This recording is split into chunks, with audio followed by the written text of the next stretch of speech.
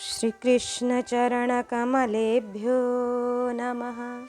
श्रीमद्भगवद्भक्तेभ्यो नमः। गोस्वामी श्री नाभाजी कृत श्री भक्तमाल तृतीय खंड के भक्तों का चरित्र हम श्रवण कर रहे हैं। आए आज श्री मथुरा मंडलवासी भक्तजनों का दिव्य प्रसंग श्रवण करें। जे बसे बसत मथुरा मंडल ते, दया दृष्टि मोह पर करो। चतुर्भुज चरित्र विष्णुदास वेनी, पद्मो सिर धरो। रघुनाथ गोपीनाथ राम भद्रदासु स्वामी, गुंजमाले चित उत्तम विठल मरहठ निहकामी। यदुनंदन रघुनाथ रामानंद गोविंद मुरली सोती। हरिदास मिश्र भगवान मुकुंद के सोदंडोती। जो भक्तजन पहले श्री मथुरा मंडल में निवास करते थे एवं अब वर्तमान में निवास कर रहे हैं, वे मेरे ऊपर दया की दृष्टि रखें। उनमें से कुछ के श्री शुभ नाम इस प्रकार से हैं। श्री रघुनाथ जी, गोपीनाथ जी, राम भद्र जी, श्री दासु स्वामी जी, गुंजामाले जी, चित्त उत्तम जी, श्री विठल जी, परम निष्काम श्री मरहठी जी, श्री यदुनंदन जी, श्री रघुनाथ जी, श्री रामानंद जी, श्री गोविंद जी, दंडोती श्री केशव जी, चतुर्भुज जी, श्री चरित्र जी, श्री विष्णुदास जी, श्री वेणी जी आदि। श्री नाभाजी इन भक्तों से प्रार्थना करते हैं कि हे श्री भक्तजनों, आप सभी अपना श्रीपद कमल मेरे सिर पर विराजमान करें। मथुरा मंडल। यहाँ मथुरा मंडल से तात्पर्य मथुरापुरी तथा 84 कोस ब्रज से है। शास्त्रों में मथुरा की अनंत महामहिमा वर्णन की गई है। अहो मधुपुरी धन्या वैकुंठांच गरीयसी, विना कृष्ण प्रसादेन क्षणमेकं न तिष्ठति।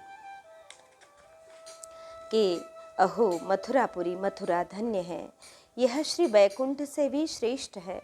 भगवान श्री कृष्ण की कृपा के बिना यहाँ कोई क्षण पर भी ठहर नहीं सकता है।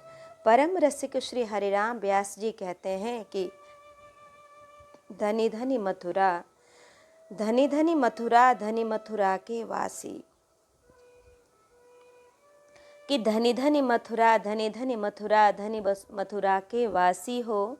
जीवन मुक्त सबे बिहरत हैं केशव राय उपासी हो। माला तिलक हृदय अतिराजत, मुनिमन ज्ञान प्रकाशी हो। स्थावर जंगम सबे चतुर्भुज, काम क्रोध कुलनासी हो। सुगम नदी विश्रांत जमुना, सुगम नदी विश्रांत जमुना, जलमंजन काल निवासी हो। व्यासदास चटपुरी दूरी सब, हरिपुर भयो उदासी हो। ऐसे ही समस्त ब्रज मंडल में निवास करने वाले की महिमा है। ब्रजवासी हरि के अति प्यारे, नित प्रति लीला देखत हरि की, गावत नाम पुकारे। इनकी कृपा नहीं पैं श्री ब्रजराज दुलारे। सहज सनेही साँचे प्रीतम, अति अधीन करी पारे। आयो शरण राखिए अब तो, सब बनी जाओ हमारे। निज प्रतिपाद तुम्हारे, परसों रहो धूरि सिर धारे। ब्रजवासी बल्लभ सदा, जीवन मेरे प्राण। इनते कछु न जीवन मेरे प्राण। ब्रज तज अंत न जाई हो, मोहिनंद बाबा की आन। यह श्री भगवान श्री कृष्ण की प्रतिज्ञा है कि श्री गुंजमाली जी की और उनकी पुत्र वधू की कथा अब श्रवण करें। कि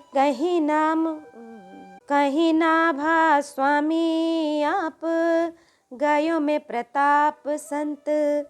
बसे ब्रज बसे सो तो महिमा पार है। भय गुंज माले गुंजा, हार धारी नाम पार्यो। कार्यो वास लाहौर में, आगे सुनो सार है। सुत बधु विधवासों बोले के सुनायो लेहू। धनपति गेह श्री गोपाल भर तार है।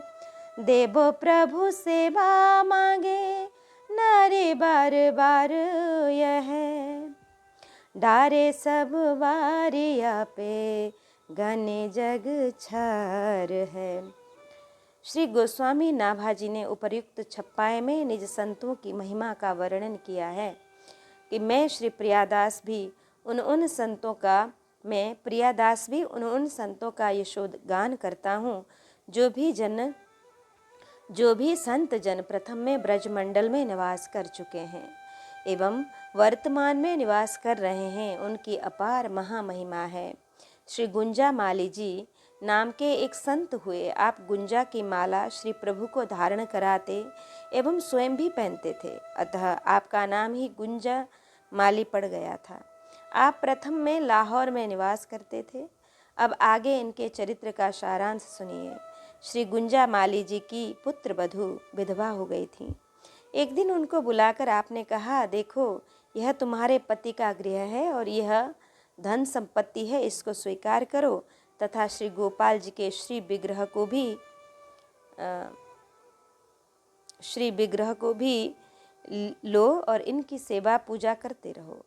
अब तो तुम्हारे पति श्री गोपाल जी ही हैं, परंतु आपकी पुत्र वधू तो मात्र बार बार श्री गोपाल जी की सेवा पूजा को ही मांगती रही। इस प्रकार से कहती थी कि मैंने तो सर्वस्व श्री गोपाल जी पर ही न्यौछावर कर दिया है। इनके समक्ष मैं समस्त संसार को तुच्छ मात्र समझती हूँ। श्री गोपाल भरतार है कि जीव के यथार्थ में पति तो श्री भगवान ही हैं। सब पे पति स्याद कुतो भयः स्वयं समन्ततः पति भयातुरम जनम। स एक एवेतरथा मिथो भयम नैवात्मलाभादधिमन्यते परम। कि श्री लक्ष्मी जी कहती हैं, सच्चा पति, रक्षा करने वाला पति वह ही है जो स्वयं सर्वथा निर्भय हो और दूसरे भयभीत समस्त लोगों की सभी प्रकार से रक्षा कर सके। ऐसे पति एकमात्र ईश्वर ही हैं, आप ही हैं। अतएव आप अपनी प्राप्ति से श्रेष्ठतम और अन्य किसी लाभ को नहीं मानते। दई से बाबाही और घर धन त्यादियो लियो ब्रज बस बाकी प्रीति सुनी लीजिए। ठाकुर बिराजे तहाँ खेले सुत और निके डारे ईटा खोहा पर्यो प्रभु पर खीजिए। दिए बे बिडारी धर्यो भोग पे न खात हरी पूछी कही बे आबे तब ही तो जीजिए। कहो रिस भरी धुरी निकी भोर डारो भरी खाबो अब हाहा करी पायो ल्याई रीजिए। श्री गुंजा माली जी ने अपनी पुत्र वधू की निष्ठा को प्रतीत कर इन्हें श्री ठाकुर श्री गोपाल जी की सेवा पूजा प्रदान की और गृह तथा धन निज पत्नी को दिया एवं स्वयं ब्रज वृंदावन में आकर वास करने लगे। अब सभी जन श्री गुंजा माली जी की पुत्र वधू का श्री ठाकुर जी के प्रति प्रीति प्रसंग श्रवण कीजिए। यहाँ पर इनके श्री ठाकुर गोपाल जी विराजते थे। वहाँ पर ही पास पड़ोसियों के बालक खेलते रहते थे। वे एक दूसरे पर ईंट कंकड़ धूल मिट्टी आदि फेंकते रहते थे। श्री ठाकुर जी भी इन्हीं बालकों के संग में खेलते रहते थे। एक दिन बालकों ने श्री ठाकुर जी पर भी धूल डाल दी। तब श्री गुंजा माली जी की पुत्र वधू उन बालकों पर विशेष रुष्ट हुई और उन बालकों को वहाँ से भगा दिया। इसके पश्चात उन्होंने श्री ठाकुर जी के लिए भोग रखा, परंतु श्री ठाकुर जी ने भोग नहीं आरोगा। जब इन्होंने पूछा, जय जय, आप भोग क्यों नहीं आरोग रहे हैं? तब श्री ठाकुर जी ने कहा कि जब सभी बालक आवेंगे तभी मुझे प्रसन्नता होगी और मैं तभी ही भोग ग्रहण करूँगा।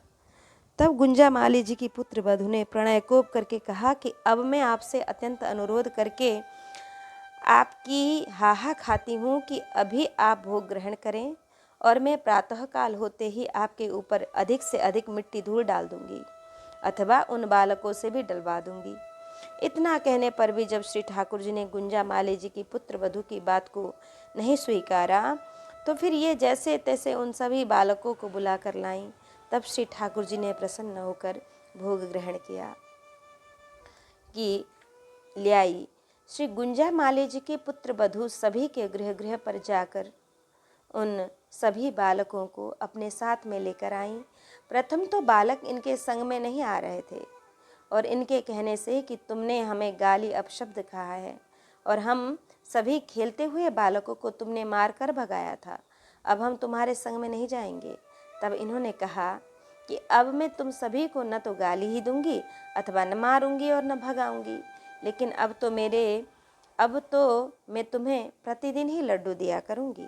जब श्री गुंजा माली जी के पुत्र वधू ने बालकों को लड्डू देने का प्रलोभन दिया तो सभी बालक आ गए और तभी ही श्री ठाकुर जी ने प्रसन्न होकर भोग को आरोगा। इससे यह प्रकाशित हुआ कि श्री ठाकुर जी को समवयस्क बालकों के संग खेलने से परम सुख प्राप्त होता है। इस पर एक दृष्टांत है जलघड़िया जी का, हम पूर्व में श्रवण कर चुके हैं। दंडोती श्री केशव जी, आप सदा सर्वदा श्री गोवर्धन जी की दंडवती परिक्रमा करते रहते थे, अतः इसलिए ही आपका श्री शुभ नाम के साथ दंडवती की छाप भी लग गई थी। एक बार आप श्री गोवर्धन जी की दंडवती परिक्रमा कर रहे थे, रात्रि हो गई थी। आप अपनी मस्ती में भगवान का नाम गुण कीर्तन करते हुए परिक्रमा कर रहे थे। उसी समय ही श्री ठाकुर जी एक हृष्ट पुष्ट साधु का वेश धारण कर आए और आपसे बोले कि मैं भी आपके साथ कीर्तन करते हुए परिक्रमा करूंगा। श्री केशव जी ने स्वीकृति दे दी, परंतु जब श्री केशव जी दंडवती परिक्रमा करने लगे तो साधु रूपधारी भगवान ने आपको आगे खिसका दिया। यह देखकर श्री केशव जी इन पर अत्यंत ही प्रसन्न हुए और बोले कि तुम कौन हो, कहाँ से आए हो, तुम मेरी परिक्रमा खंडित कर रहे हो, तुम्हारी बुद्धि अधर्ममय है। साधु रूपधारी भगवान बोले कि अधर्म तो आप स्वयं करते हैं और तुम मुझको व्यर्थ में ही दोष लगा रहे हो। अरे, आपको ज्ञात है कि पृथ्वी को भूधर श्री विष्णु जी की पत्नी कहते हैं और आप रात्रि के समय परस्त्री का आलिंगन कर रहे हैं, यह आप कितना महान अधर्म कर रहे हैं। श्री केशव जी ने कहा कि पृथ्वी हमारी माता है, अतः हमें इनकी गोद में विचरने से कोई दोष नहीं है। यह स्पष्ट उत्तर सुनकर साधु रूपधारी भगवान मुस्कुराने लगे और प्रसन्न होकर भगवान ने श्री केशव जी को निज स्वरूप का दर्शन कराया। श्री चतुर्भुज दास जी का चरित्र श्रवण करेंगे कि आप श्रीमद् वल्लभाचार्य महाप्रभु जी के कृपा पात्र श्री कुंभन दास जी के 7 पुत्रों में सबसे छोटे पुत्र थे। आपके प्रादुर्भाव के संबंध में कथा आती है कि श्री कुंभन दास जी के अग्रज 5 पुत्र सदा सांसारिक कार्यों में ही व्यस्त रहते थे, अतः उनसे श्री कुंभन दास जी को विशेष असंतोष था, वे खुश नहीं थे उनसे।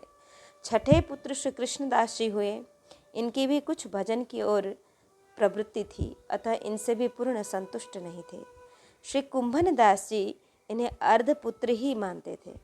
श्री कुंभन दास जी के मन में परम भागवत पुत्र की अभिलाषा थी, अतः आप 6 पुत्रों वाले होकर भी सर्वदा उदास ही रहते थे। एक दिन श्री ठाकुर श्रीनाथ जी ने आपसे पूछा कि कुंभन दास जी, तुम सदा उदास क्यों रहते हो? श्री कुंभन दास जी ने कहा कि मैं 8वें याम आपके भक्तों के सानिध्य की ही अभिलाषा करता हूँ, लेकिन मुझको उनका संग प्राप्त नहीं होता है, क्योंकि मेरे पुत्र सभी अभक्त हैं। कृष्णदास भी अर्धभक्त ही है, इसी से मैं सदा उदास रहा करता हूँ। श्री ठाकुर जी ने कहा, तुम्हारे सत्संग का फल तो यह है कि मैं तुम्हारे साथ सदा खेलता हूँ, खाता हूँ, खिलाता हूँ, संग संग चलता फिरता विचरता हूँ, फिर भी तुम्हें संतोष नहीं है, असंतोष है, यह क्या बात हुई? श्री कुंभन दास जी ने कहा कि प्रभु, मैं आपसे यह जिज्ञासा करना चाहता हूँ कि सत्संग के बिना किसी ने आपसे प्रेम किया? वैसे तो आप सदा सबके ही साथ रहते हैं, परंतु सत्संग बिना जीव आपको प्राप्त नहीं कर सकता है। श्री श्रीनाथ जी ने कहा कि ठीक है कुम्भन दास जी, जैसी तुम्हारी कामना है वैसा ही सत्संग में तुमको प्रदान करूँगा, थोड़ा धैर्य रखो। आज से 10 मास पश्चात तुम्हारा जो पुत्र होगा वह परम भागवत ही होगा। वह तुम्हारा उपदेश प्रेम पूर्वक सुनेगा और आचरण में भी लाएगा तथा अपने भक्ति भाव से तुमको भी परम आनंदित करेगा। यह सुनकर श्री ठाकुर जी श्री कुंभन दास जी को साथ में लेकर खेलने चले गए। फिर 10 माह पश्चात जब श्री कुंभन दास जी को पुत्रोत्पत्ति का योग हुआ तो श्री ठाकुर श्री कुंभन दास जी के गृह पर आए और बोले कि चलो मेरे संग में खेल आओ, आज मैं तुम्हें पूर्ण रूप से दूध दही माखन मिश्री खिलाऊंगा। श्री कुंभन दास जी श्री ठाकुर के साथ चल दिए। श्री ठाकुर जी एक निर्जन घर देखकर उसमें प्रवेश कर गए। श्री ठाकुर जी ने छीके पर विशेष बड़ा माखन का मटका लटका हुआ देखा तो इन्होंने श्री कुंभन दास की पीठ पर चढ़कर मटका उतार लिया और ये दोनों ही निज निज दोनों हाथों से शीघ्रातिशीघ्र माखन खाने लगे। श्री ठाकुर जी का पीताम्बर इसी समय छूट गया क्योंकि इनके दोनों हाथ तो माखन खाने में लगे हुए थे। अतः श्री ठाकुर जी ने अपने 2 हाथ और प्रकट कर लिए, फिर निज पीताम्बर को ठीक ढंग से बांध लिया। श्री कुंभन दास जी ने श्री ठाकुर जी के चतुर्भुज स्वरूप के दर्शन कर परम सुख प्राप्त किया। ठीक इसी समय ही गोपियां भी आ गईं और द्वार को रोक कर खड़ी हो गईं। अब ये दोनों यहाँ से भागकर जा भी नहीं सकते थे क्योंकि मार्ग अवरुद्ध था। श्री कुंभन दास जी भयभीत हो गए कि अब तो श्री ठाकुर जी हैं, ये तो श्री ठाकुर जी हैं, भगवान हैं, इनसे तो कोई कुछ कहेगा ही नहीं, किंतु मेरी ही पिटाई होनी है। श्री कुंभन दास जी आर्त होकर श्री ठाकुर जी के मुखमंडल की ओर देखने लगे तो श्री ठाकुर जी ने तत्काल ही बचने का उपाय निकाल लिया कि श्री ठाकुर जी मुख में दुग्ध भर के गोपियों की ओर बढ़े तो गोपियां श्री ठाकुर जी को पकड़ने के लिए झपटी तो श्री ठाकुर जी ने दूध का कुल्ला गोपियों के मुख पर ही कर दिया।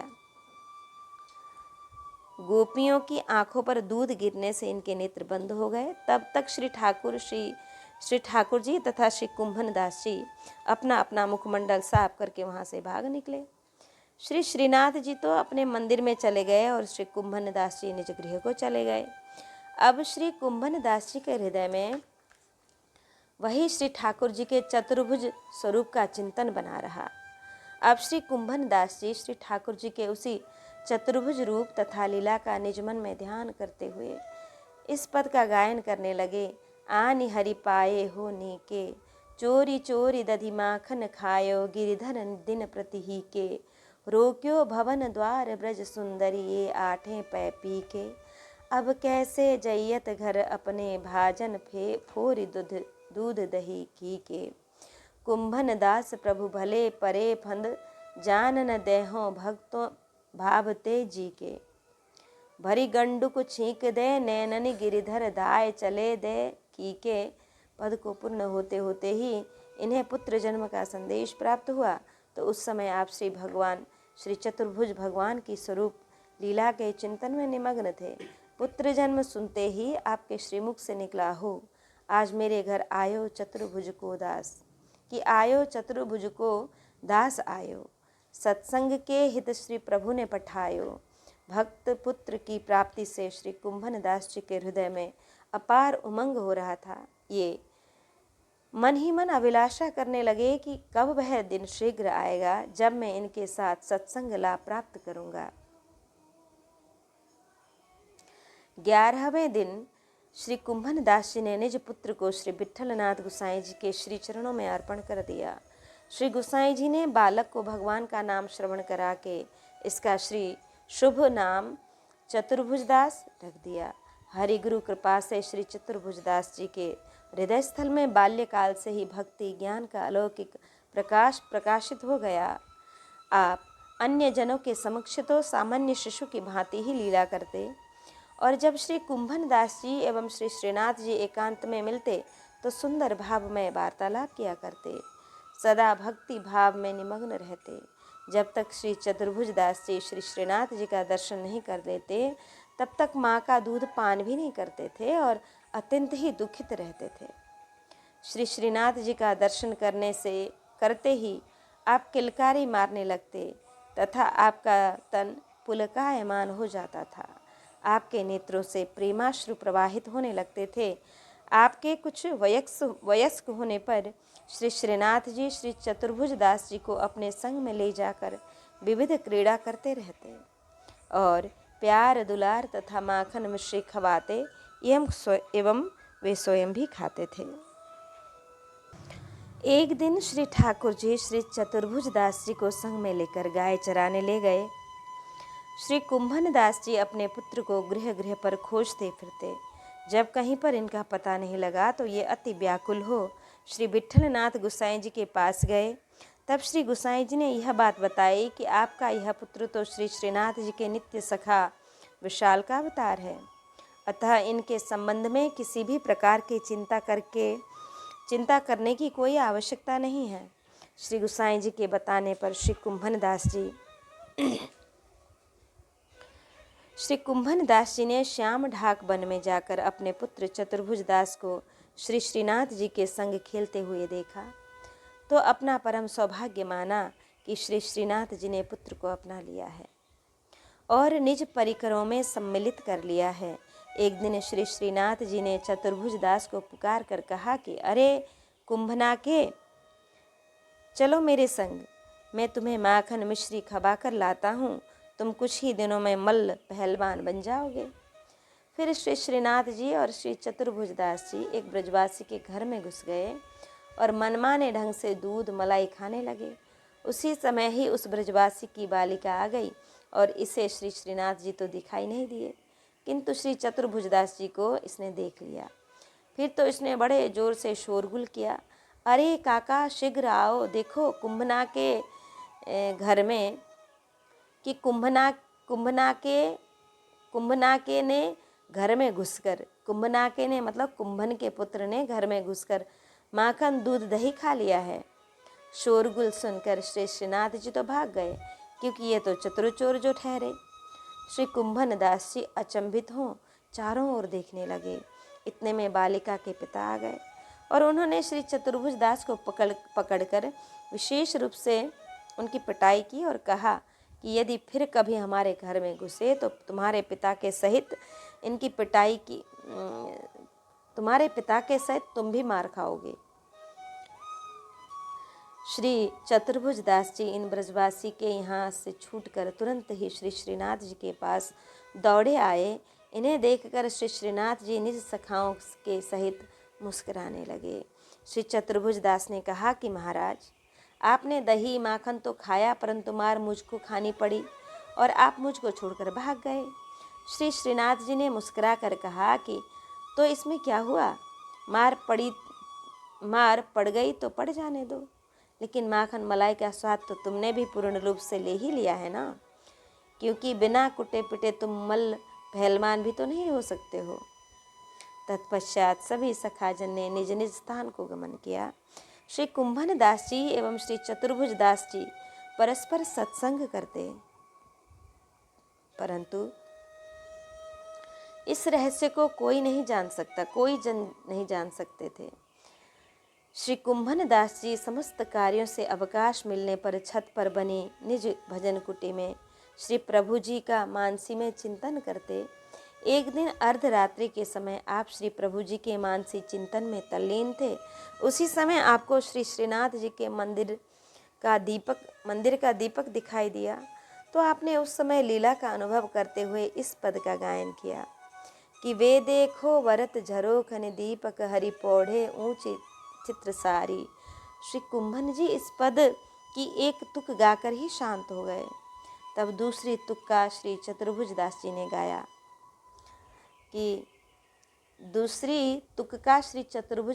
गायन किया कि सुंदर वदन निहारत कारण राखे हैं बहुत जतन करी प्यारी।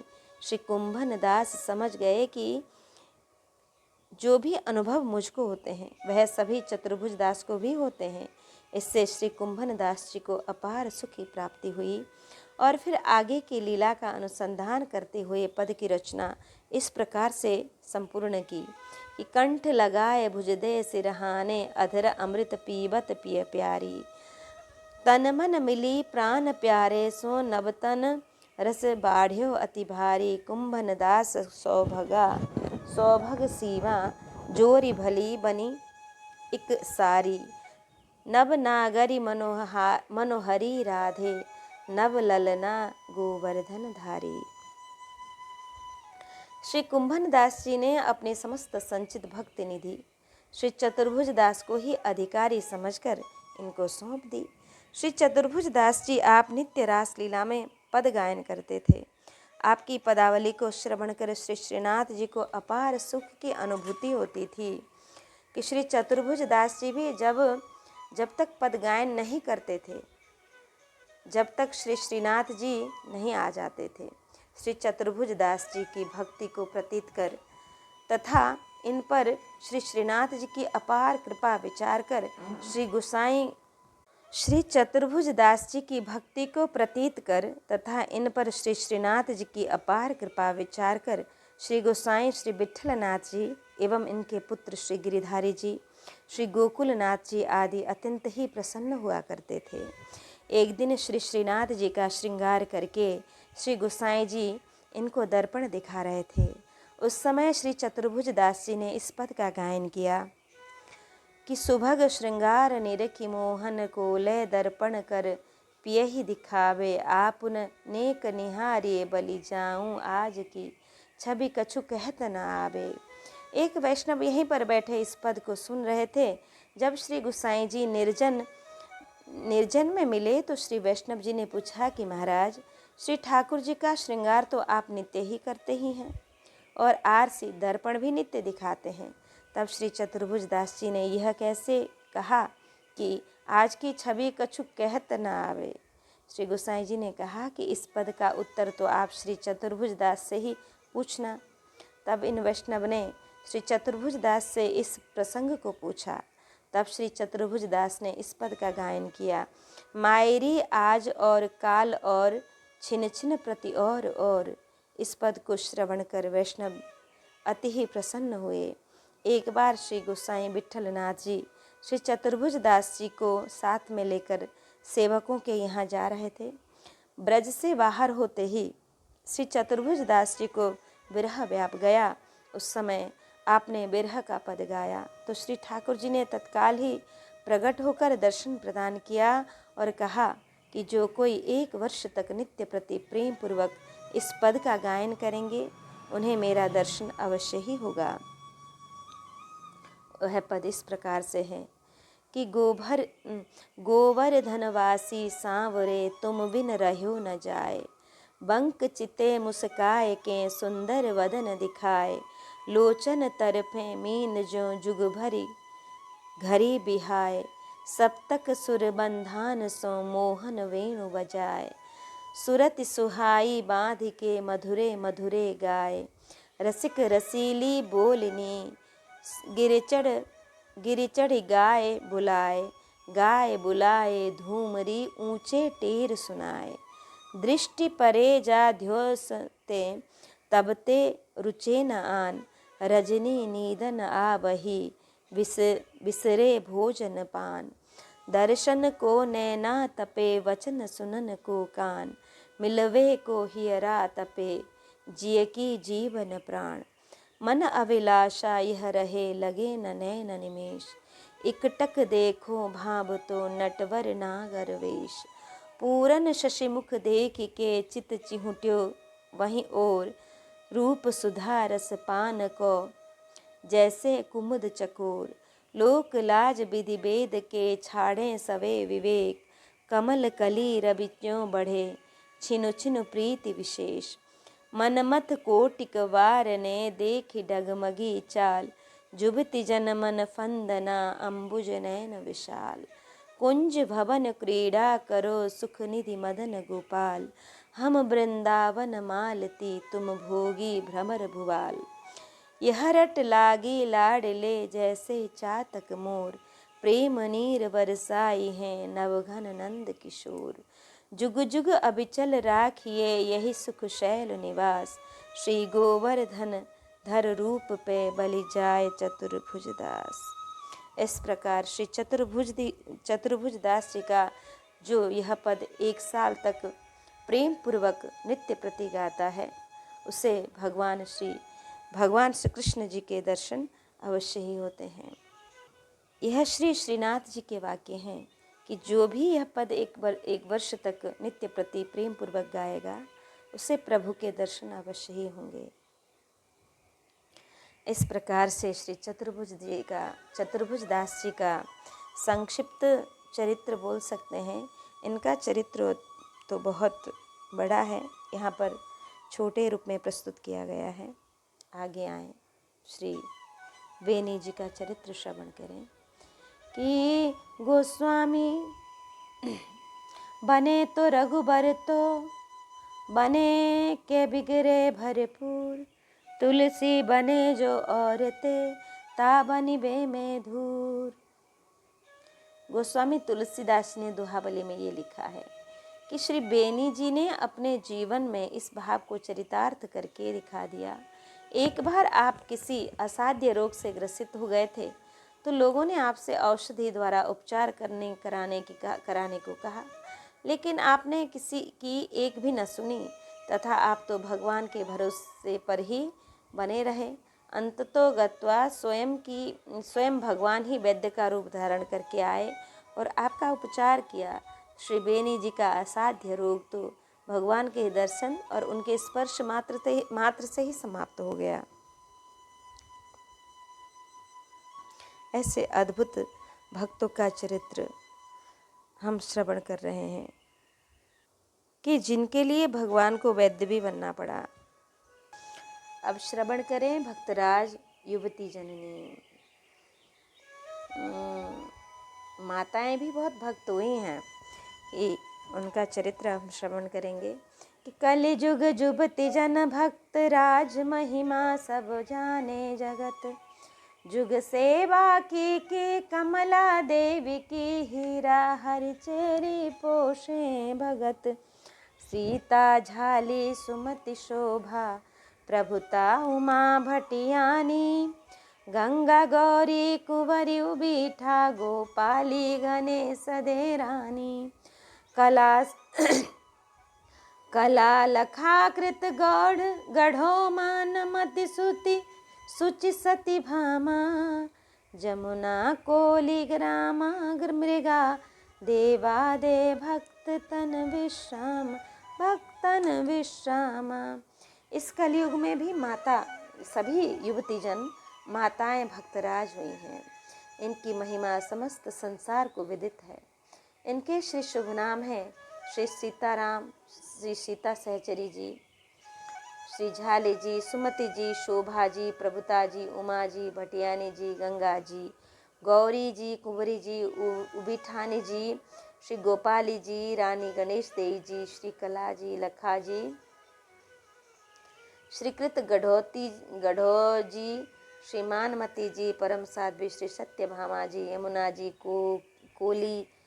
कोली जी, राम जी, मृगा जी, देवा जी, दोनों जेबा जी, श्री कीकी जी, कमला जी, श्री देवकी जी, श्री हीरा जी, हरिचेरी जी, ये सभी भक्तजन भक्तों को विश्राम देने वाली तथा सभी प्रकार से उनका पालन पोषण करने वाली हूँ। आए श्री गणेश देव जी का चरित्र हम श्रवण करें। मधुकर शाह भूप भयो देश ओढ़ छे को रानी, सो गणेश देई काम बाको कियो है, आबे बहु संत सेवा करत अनंत भांति, रहो एक साधु खान पान सुख लियो है, निपट अकेली देखी बोल्यो धन थैली कहाँ, होए तो बताऊं सब तुम जानी हियो है, मारी जांग छुरी लखी लोहू बेगी भागी गयो, भयो सोच जाने जिनी राजा बंद दियो है। महाराज श्री मधुकर शाह जी ओरछा देश के राजा थे। आपकी रानी का नाम श्री गणेश देव जी था। आपने अत्यंत ही श्रेष्ठ कार्य किए। आपके यहाँ पर प्रचुर संख्या में संतजन सदा आया जाया करते थे और आप उनकी विविध प्रकार से सेवा किया करती थी। एक साधु आपके यहाँ पर खान पान का सुख देखकर बहुत दिनों तक आपके यहाँ पर ही रहा। एक दिन महल में नितांत अकेला देखकर श्री रानी गणेश देई से साधु वेशधारी ने पूछा कि बताओ, धन की मोहरों की जवाहरातों की थैलियाँ कहाँ पर रखी हैं? रानी जी ने कहा कि मेरे पास धन की थैलियाँ हों तो तभी बताऊं, जब मेरे पास है ही नहीं तो मैं बताऊंगी क्या? आप तो साधु जी मेरे हृदय की जानते ही हो। उन साधु वेशधारी ने रानी जी की बातों पर ध्यान न देते हुए उनकी जांघ में छुरी मार दी। रानी जी के जांघ से रुधिर प्रवाहित होने लगा। रक्त का प्रवाह देखकर वह साधु तत्क्षण ही महल से भाग गया। रानी जी विशेष चिंतित हो गई थी कि राजा साहब को इस घटना के विषय में ज्ञात न हो जाए, क्योंकि यदि राजा साहब को ज्ञात हो गया तो वह संत सेवा ही बंद कर देंगे। अतः रानी जी ने अपने घाव पर कसकर पट्टी बांध ली। श्री मधुकर शाह, इनकी कथा हम पहले श्रवण कर चुके हैं। रानी सो गणेश देई, आपके संबंध में वर्णन आया है कि कुंवरी श्री गणेश देवी ऐसी धर्मशिला थीं, धर्ममयी धर्म की कला थीं या कि लीला थीं। पालती व्रतों में पूर्ण नियम निभाती वे और दया और सेवा की सुमूर्ति कहलाती वे। माता अन्नपूर्णासी प्रजा को लिए गोद में, पालती थी नाना भांति गोद में विनोद में। बांटती थी अन्न वस्त्र दीनों तथा हीनों को, देती मनोचून चेटियों को और मीनों को। अतिथि अनाथों को सुभोजन कराती थी, नित्य ही सहस्त्रों पक्षियों को वे चुगाती थी। नित्य प्रति ब्रह्म भोज होता निवास में, होम प्रति पक्ष में सुयस प्रति मास में। मन बच काय रघुनाथ की उपासना, करती थी त्याग भोग वैभव की वासना।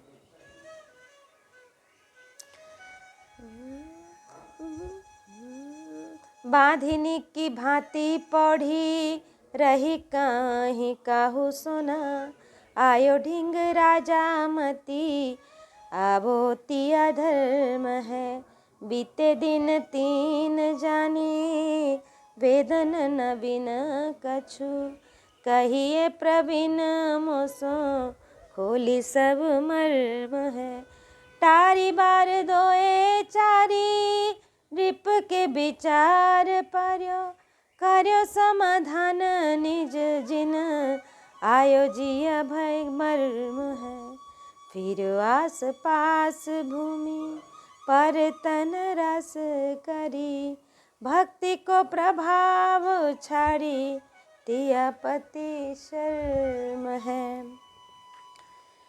रानी श्री गणेश देवी जी अपने जांघ के घाव को बांधकर पौढ़े रहीं। रानी जी ने किसी से भी इस घटना का रहस्योद्घाटन नहीं किया।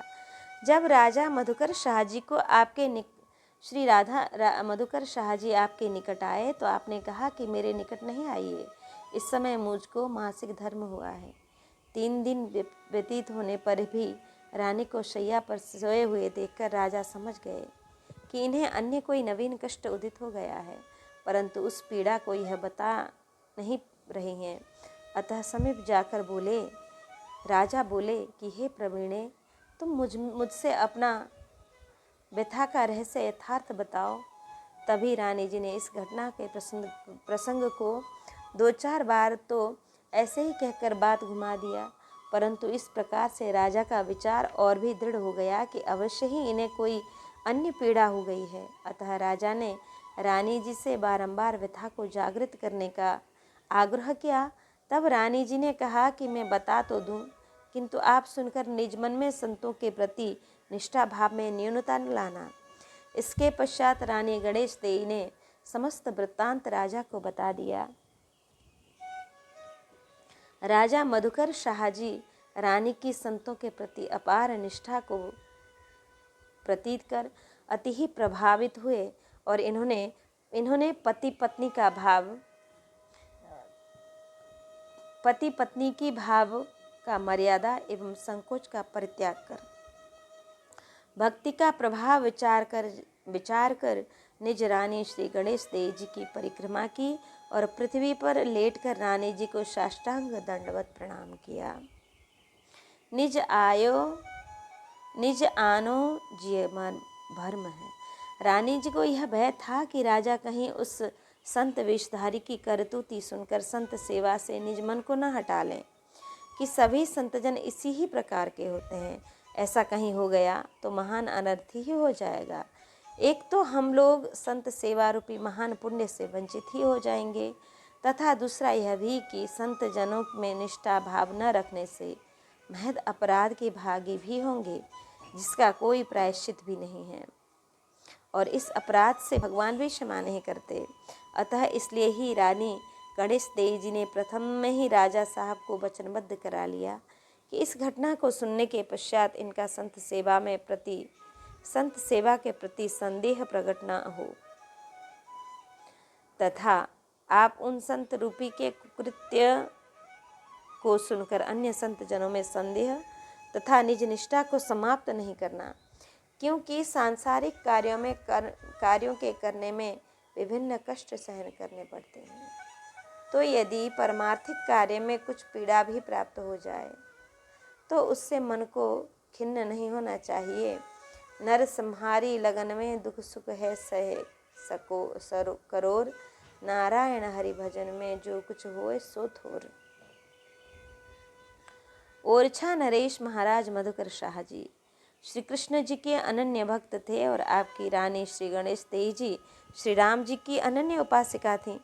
एक बार श्रावण मास में झूलनोत्सव अवसर पर श्री मधुकर शाह जी तो श्री वृंदावन के लिए आए और रानी में झूलनोत्सव झूलन महोत्सव के अवसर पर श्री मधुकर शाह जी तो श्री वृंदावन के लिए आए और रानी श्री गणेश देवी जी ने श्री अयोध्या जी की यात्रा के लिए प्रस्थान किया। श्री वृंदावन में झूलनोत्सव समाप्त होने पर श्री मधुकर शाह जी तो ओरछा के लिए आ गए, किंतु अभी रानी गणेश देवी जी श्री अयोध्या जी से वापस नहीं आई थी। महाराज श्री मधुकर शाह जी ने 2-4 बार रानी गणेश देवी जी के लिए पत्रचार भी किया कि मैं वृंदावन से वापस आ गया हूँ, अब तुम श्री अयोध्या जी से आ जाओ। परंतु रानी गणेश देवी जी का श्री अयोध्या में इस प्रकार मन मग्न हुआ कि आपका ओरछा आने के लिए मन ही नहीं करता था। अंत में राजा साहब ने खिन्न भाव में होकर पत्र लिखा कि बार बार बुलाने पर भी नहीं आती हो, तो मुझे ऐसा लगता है कि इस बार तो तुम खसम श्री राम को ही साथ में लेकर वापस लौटोगी। राजा की यह बात रानी गणेश देवी जी को चुभ गई। रानी गणेश देवी जी ने भी राजा को पत्र लिख दिया कि अब तो मैं सत्यता में ही श्री राम जी को ओरछा लेकर ही वापस लौटूंगी, अन्यथा मैं निज देह का यही परित्याग कर दूंगी। इसके पश्चात रानी श्री गणेश देवी जी ने निज मन में विचार किया कि राजा मेरा श्री प्रभु जी के प्रति प्रेम का उपहास कर रहे हैं। अरे हमारे तुल्य तो भगवान श्री राम जी की न जाने कितनी दासियां हैं। यदि सभी श्री प्रभु जी से आग्रह करें तो श्री राम जी अयोध्या का सुख त्याग कर उन दासियों के संग संग ही कहाँ कहाँ पर न चले जाएं। फिर तो धाम से जाने का हठ ही कौन करेगा। कहा गया है कि जो सेवक साही वही संकोचे, निज हित चहे तासु मति पोची।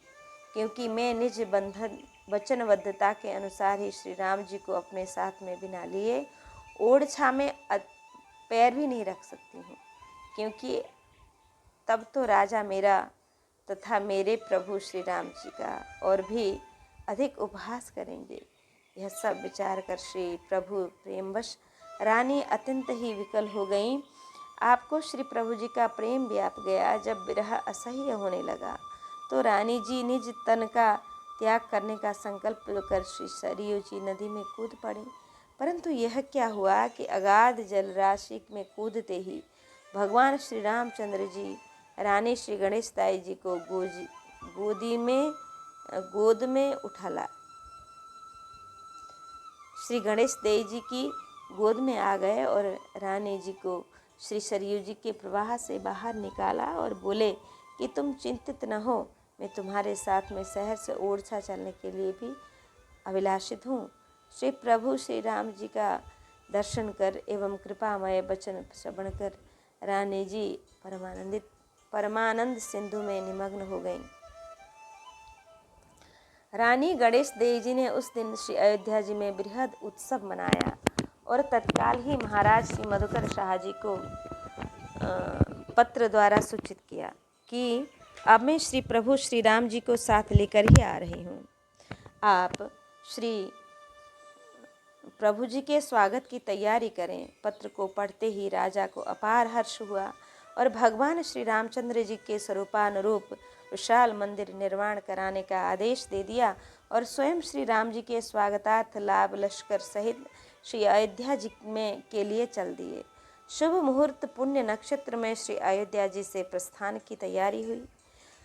प्रातः प्रस्थान काल में राजा ने साधु ब्राह्मण को दान मान द्वारा विशेष सत्कार किया और सभी की आज्ञा एवं आशीर्वाद प्राप्त कर महाराजोचित साज समाज के सहित महान समारोह पूर्वक ओरछा के लिए प्रस्थान किया। राजा एवं रानी जी का यह नियम था कि ये एकमात्र पुष्य नक्षत्र में ही चलते थे। इनके पश्चात विश्राम करते थे। 1 मास तक एक ही स्थल पर पड़ाव रहता था। वहाँ पर महाराजोपचार विधि के अनुसार ही अनेक उत्सव होते रहते थे। जब पुनः पुष्य नक्षत्र युक्त शुभ मुहूर्त आता तो तभी वहाँ से प्रस्थान करते थे। इस प्रकार से विविध उत्सव सुख समारोह पूर्वक मनाते हुए पुष्य नक्षत्र में ही यात्रा करते हुए भगवान श्री राम राजा राम जी का श्री ओरछा में आगमन हुआ। यहाँ पर श्री प्रभु जी के आगमन पर विशेष उत्सव मनाया गया। संयोग की बात यह रही कि मार्ग में इतना समय व्यतीत होने पर भी ओरछा में मंदिर निर्माण में एकमात्र शिखर का निर्माण किया कार्य होना ही शेष रह गया था। अतः राजा राम भगवान को श्री रानी जी के महान महल में ही विराजमान कराया तथा भगवान के दर्शनार्थियों का जन समूह उमड़ पड़ा। समस्त जनों ने भगवान श्री राजा राम जी का दिव्य दर्शन कर निज जन्म जीवन को धन्याति धन्य माना।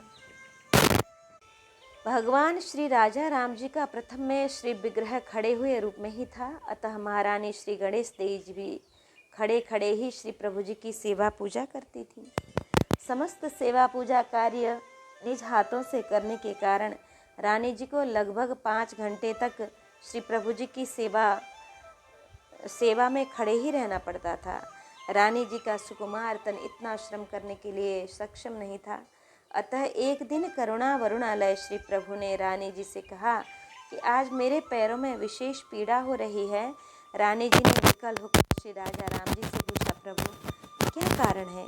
तब भगवान ने रानी जी से कहा कि इसलिए कि तुम विशेष देरी तक खड़ी खड़ी ही मेरी सेवा पूजा किया करती हो, तुम्हारे पाँव में पीड़ा होने लगती है। अतः मुझको भी खड़े खड़े मेरी सेवा पूजा खड़े खड़े रहने से मेरे पाँव में भी पीड़ा होने लगती है। रानी जी ने विकल होकर श्री राजा राम जी से पूछा, प्रभु क्या कारण है? तब भगवान ने रानी जी से कहा कि इसलिए कि तुम विशेष देरी तक खड़ी खड़ी ही रहकर मेरी सेवा पूजा करती हो तो तुम्हारे पाँव में पीड़ा होने लगती है। अतः मुझको भी खड़े खड़े रहने से मेरे पाँव में भी पीड़ा होने लगती है। अतः अब तुम बैठकर ही मेरी सेवा पूजा किया करो, क्योंकि मुझको तुम्हारा कष्ट सहन नहीं होता है। रानी जी ने हाथ जोड़कर कहा कि प्रभु मुझको तो 4-5 घंटे ही सेवा पूजा में ही खड़े रहना पड़ता है, लेकिन आप तो भगवान परम सुकुमार होकर भी सभी समय ही खड़े मुद्रा में रहते हैं। लेकिन मैं तो आपसे कोई अधिक सुकुमार नहीं हूँ, जो कि मैं 4-5 घंटे तक भी खड़ी न रह सकूँ।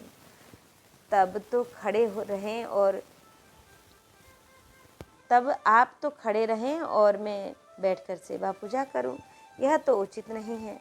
श्री राम जी ने कहा कि तो रानी जी मैं भी क्या बैठ जाऊं? रानी जी ने कहा कि हाँ, यदि आप भी यदि आप भी बैठी हुई मुद्रा में सर्वदा के लिए हो जाएं, तब मैं भी बैठकर सेवा पूजा कर सकती हूँ। भगवान ने कहा, अच्छा तो रानी जी, मैं तुम्हारे कथानुसार बैठी मुद्रा में तो हो जाता हूँ, परंतु अब मैं यहाँ से उठूँगा नहीं, यहीं पर अचल होकर ही रहूँगा। भगवान की अनुकूलता रानी जी ने सहर्ष स्वीकार कर ली। फिर तो रानी जी के देखते देखते ही श्री राजा राम जी वीरासन मुद्रा में यहीं पर बैठ गए।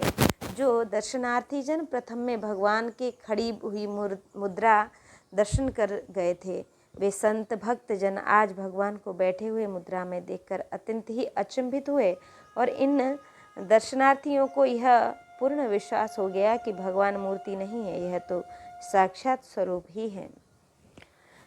भला किसी ने कभी खड़ी हुई प्रतिमा को बैठते हुए देखा है? इस लीला से भगवान ने उन लोगों का संदेह भी समाप्त कर दिया जो कि इस बात पर अविश्वास करते थे कि रानी जी को श्री राजा राम जी साक्षात ही मिले हैं।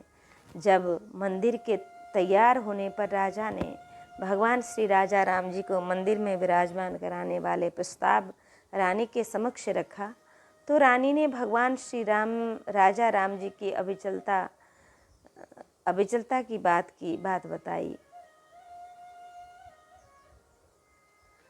तब राजा श्री मधुकर शाह जी ने भगवान श्री राजा राम जी पर प्रेम युक्त व्यंग किया कि यदि इनको घर गुसल्लू ही बनकर रहना था तो मंदिर का निर्माण क्यों कराया। रानी जी ने यह बात भगवान श्री राजा राम जी को सुनाई तो भगवान ने कहा कि मैं तो आपके प्रेमवश ही यहाँ पर आया हूँ, मुझको आपकी सेवा प्रिय है, अतः राजा कुछ भी कहते रहें, हम तो महल में ही रहेंगे। तुम उनसे कह दो कि वे मंदिर में अन्य किसी विग्रह को पधरा लें। तब राजा ने मंदिर में श्री चतुर्भुज भगवान का दर्शन एवं महल में भगवान श्री राजा राम जी का दर्शन होता पधरवाया।